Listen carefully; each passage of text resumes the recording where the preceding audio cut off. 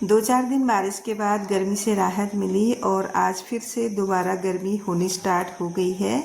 हरे कृष्णा, राधे राधे। कैसे हैं आप सब लोग? उम्मीद करती हूँ आप सब बहुत अच्छे होंगे। आप सभी का फिर से वेलकम है मेरे एक नए ब्लॉग में।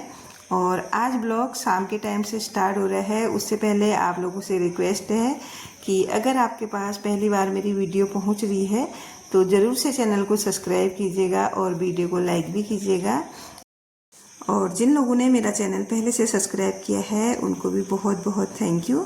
तो वीडियो की शुरुआत में ही आप लोगों से मैं हम्बल रिक्वेस्ट कर रही हूँ कि प्लीज़ चैनल को ज़रूर से सब्सक्राइब कीजिएगा, वीडियो लाइक कीजिएगा और साइड में हाइप का बटन आता है उसे भी प्रेस कीजिएगा।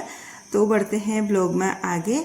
तो अभी ना मैं पहुँची हूँ मार्केट से, कुछ काम से मार्केट गई थी तो थोड़ी बहुत सब्जियाँ भी वहाँ से ले आई। ताज़ी मैंने सब्जियां देखी तो उठा के ले आई। मैंने बोला चलो बार बार आने से अच्छा है तो एक बार आके मैं ले जाऊं।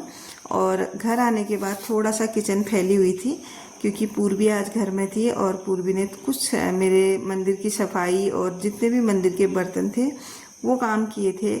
और बच्चों को ना मैं कभी कभार पूर्वी को और उसको छोटे मोटे काम देती रहती हूँ ताकि आगे को वो भी सीखे, उनको भी कोई प्रॉब्लम ना हो, उनको भी तो थोड़ा बहुत पता चले कि घर में रहना कैसा होता है और किस तरीके से रहा जाता है, किस तरीके से सारे काम होते हैं। थोड़ा बहुत बच्चों को भी सिखाना बहुत ज़्यादा ज़रूरी है। और आज मुझे शाम के टाइम पे घर से बाहर जाना पड़ा थोड़ा जल्दी, क्योंकि कुछ काम ऐसा आ पड़ा था मुझे, मतलब जल्दी में जाना पड़ा। तो इस वजह से ना मैंने बोला पूर्वी से अगर मुझे लेट हो जाएगा तो मेरे आने से पहले आप मंदिर साफ़ कर देना और जितने भी मंदिर के बर्तन हैं उनको भी धो देना। बिल्कुल अच्छे तरीके से उसने सारे बर्तन धो के यहाँ पे रखे हुए थे। पूरा किचन मैंने समेट दिया, पानी भी भर दिया पीने का। और उसके बाद ना जितने भी दोपहर के खाने के बाद के बर्तन होते हैं वो धुले थे उनको भी मैं लगा दूँगी। और अभी टाइम ना थोड़ा सा शाम का ही है, मतलब अभी दिया बत्ती भी नहीं हुई है। तो सबसे पहले आके ना मैंने ये काम किया, तब जाके मैंने पानी पिया। जब भी मेरा किचन फैला होता है ना मुझे बहुत अजीब सा ही लगता है। मैं सोचती हूँ चलो फटाफट ये काम निपटा लेती हूँ फिर जाके मैं कुछ और करूँगी। तो पानी पीने के बाद ना फिर मैं बाहर आई और बाहर बच्चे अभी खेल रहे हैं। तो बच्चों का चल रहा है क्रिकेट। और आज ना कई दिनों के बाद आरुष का फ्रेंड आया, आरुष से मिलने। और आरुष का तो खुशी का कोई ठिकाना ही नहीं है। पहले ही दोनों साथ में पढ़ते थे, अब अलग अलग पढ़ने लग गए हैं। इस वजह से ना इनका अब मिलना बहुत कम हो गया है। पहले तो साथ में ही स्कूल जाते थे तो इतना वो नहीं रहता था। अब आरुष ना अपने फ्रेंड को बहुत मिस करता है। बचपन के जो दोस्त होते हैं ना वो बहुत ख़ास होते हैं और आगे जाके ना लाइफ में कुछ तो साथ रहते हैं लेकिन कुछ ना दूर भी हो जाते हैं, कई रीज़न होते हैं। तो जब बड़े हम हो जाते हैं ना फिर जाके उन दोस्तों की याद आती है। तो यहाँ पे अभी ना टाइम हो गया है दिया बत्ती का। बाहर वैसे ज़्यादा अंधेरा नहीं हुआ है। मैं थोड़ी देर बाहर टहली लेकिन मेरा ना मन नहीं लगा। मैंने बोला चलो अब जो है दिया बत्ती का टाइम हो गया है, अब दिया बत्ती कर लें तो अच्छी बात है।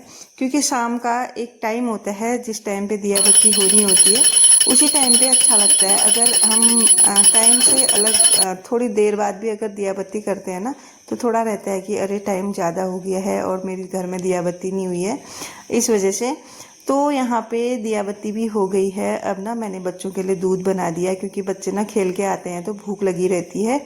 और थोड़ा सा मैं यहाँ पे ये ध्यान रखती हूँ कि जब भी मैं बच्चों को कुछ खाने को दूं वो पहले दिया जला लूं उसके बाद दूं, क्योंकि संध्या के टाइम पे ना कुछ खाना पीना नहीं चाहिए।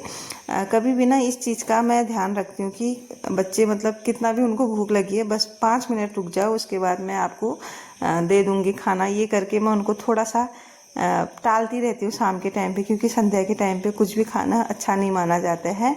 और उसके बाद ना बच्चे यहाँ पे बैठ गए थे बुक निकाल के और मैं भी लगी हूँ अपने कामों में धीरे धीरे करके। अब तैयारी है सब्जी कट करने की। तो आज मैं बना रही हूँ शिमला मिर्च और आलू बड़ी की सब्ज़ी। तो यहीं पे बैठ के मैंने कट कर ली थी बच्चों के साथ। अब आ गई हूँ किचन में। तो थोड़ा सा जीरे का तड़का लगाया है। उसके बाद ना बड़ी को मैंने गर्म पानी में भिगो दिया था 5 मिनट के लिए और अच्छी तरह से फूल गई है, आप देख सकते हैं। अब जाके मैं इसकी सब्ज़ी बनाऊंगी और थोड़ा सा इसको ना भूनूंगी मैं अच्छे तरीके से, मतलब जब तक ये गोल्डन ब्राउन ना हो जाए। और एक गोल्डन ब्राउन तो क्या ज़्यादा ही जल गई थी आज, क्योंकि मैं ना थोड़ा मसाले फिल करने में लग गई थी। कभी कभार ऐसा भी हो जाता है किचन में कि हम कुछ और काम में लग जाते हैं, 2-2 3-3 काम एक साथ करते हैं तो कहीं पे तो थोड़ा बहुत खराबी हो ही जाती है। कभी कभी मल्टीटास्किंग काम करने भी थोड़े से भारी पड़ जाते हैं। तो यहाँ पे मेरे मसाले भी फिल हो गए और सब्ज़ी भी मैंने डाल दी है। सारे जो बेसिक मसाले होते हैं वही मैंने इसमें डाले हैं, और प्याज तो नहीं डाला क्योंकि कान्हा जी का भोग लगेगा इस वजह से। और इसमें मैंने टमाटर डाले हैं खूब सारे, और टमाटर ना हमारे किचन गार्डन में हो रहा है आजकल। और इसके बाद सब्ज़ी डल गई है तो उसको मैंने छोड़ दिया। अब जाके मैं यहाँ पे बच्चों के पास आई हूँ। तो आरुष ना खेल खेल में पता नहीं कहाँ मार के लाया है पैर में। लगी ज़्यादा नहीं है, बस थोड़ा सा उसके नखरे ज़्यादा हो रहे थे क्योंकि अभी वो पढ़ने बैठा है ना, इस वजह से।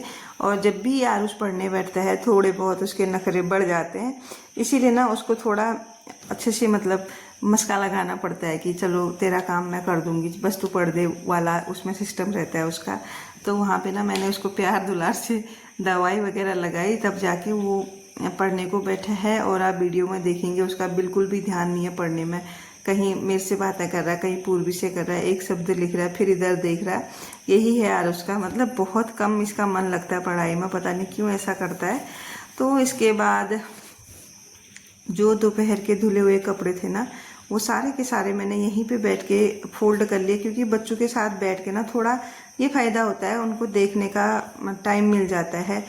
जब भी मैं कुछ ऐसा काम करती हूँ ना तो बच्चों के साथ बैठ के ही करती हूँ, ताकि उनको भी देखूँ और उनको भी टाइम दे पाऊँ, खुद का भी काम हो जाए। ऑलमोस्ट जो मम्मियाँ होती है ना वो यही करती हैं शायद, मेरे ख्याल से। और इसके बाद खाना भी बनके रेडी हो गया था। कान्हा जी को पहले ही भोग लगा दिया है, ये अभी मैं खुद के लिए लगा रही हूँ।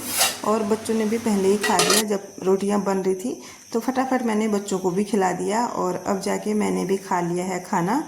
अब थोड़े बहुत बर्तन हुए हैं सिंक में, इनको भी धो लेते हैं क्योंकि रात का टाइम है, और रात के टाइम पे किचन की क्लीनिंग बहुत अच्छे से हो जानी चाहिए। और नहीं तो ना आजकल क्या है, बरसात का सीज़न लगभग शुरू हो गया है, थोड़ा बहुत फिर भी हो ही रही है बारिश। और इस मौसम में ना थोड़ा कीड़े मकोड़े ज़्यादा ही आते हैं, इस वजह से थोड़ा किचन की साफ़ सफाई का ध्यान रखना बहुत ज़रूरी हो जाता है यहाँ पे। वैसे भी मैं हमेशा किचन की सफाई का ध्यान रखती ही हूँ। तो इसके बाद मैंने यहाँ पे बर्तन तो धो दिए, और जो सिंक है ना उसको भी बहुत अच्छे तरीके से चमका के साफ़ कर लिया है। और उसके बाद फिर मैं हो गई थी किचन से फ्री। फिर अब बारी आती है मेरे ठाकुर जी की सेवा की, क्योंकि मेरा दिन जो है ना मेरे ठाकुर जी की सेवा से शुरू होता है और समाप्त भी उन्हीं की सेवा के साथ होता है। ये मेरा सौभाग्य है कि मुझे उनकी सेवा मिली है। तो रात के टाइम पे ना मैं थोड़ा बहुत उनको स्नान वगैरह कराती हूँ, फिर जाके उनको थोड़ा सहलाती हूँ, अच्छे से सुलाती हूँ, इत्र की सेवा करती हूँ, और तब जाके मैं उनको सुलाती हूँ। और मैं ना थोड़ा ध्यान रखती हूँ इत्र की सेवा जब मैं करती हूँ, जब उनको इत्र मैं लगाती हूँ ना तो डायरेक्ट उनके बॉडी पे नहीं लगाती, थोड़ा उनके कपड़ों पर लगा देती हूँ। बहुत पहले ना मैंने एक बार क्या किया था, जैसे इनकी मालिश की मैंने इत्र से, इनकी पूरी बॉडी में इत्र लगाया, अपने हाथों में भी लगाया, तो इनकी मालिश वगैरह की। और उसके 5 मिनट बाद ना मेरे हाथों में ऐसी जलन हुई, और फिर मुझे फील हुआ कि इस इत्र में ना कुछ गड़बड़ है। तो फिर मैंने दोबारा अपने हैंड वॉश किए, कान्हा जी को दोबारा नहलाया।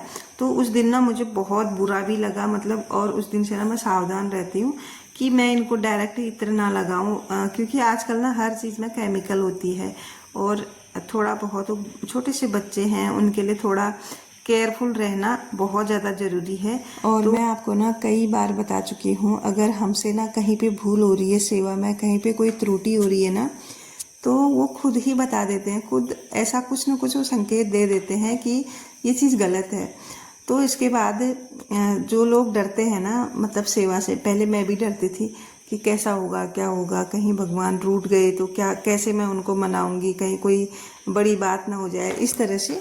बहुत से लोग अभी भी मेरे से बोलते हैं कि अगर लड्डू गोपाल रूठ जाए ना तो थोड़ा सा ठीक नहीं रहता है करके, लेकिन वो इतने प्यारे हैं ना, कभी रूठते ही नहीं है। हाँ, थोड़ी सी शरारत करते हैं, लेकिन ऐसे कभी रूठे नहीं है मेरे कान्हा, बहुत प्यारे हैं, बहुत अच्छे हैं। तो जिन लोगों को भी सेवा से डर लगता है ना, वो लोग कभी भी ना डरे सेवा से, क्योंकि समय के साथ प्रभु सब सिखा देते हैं।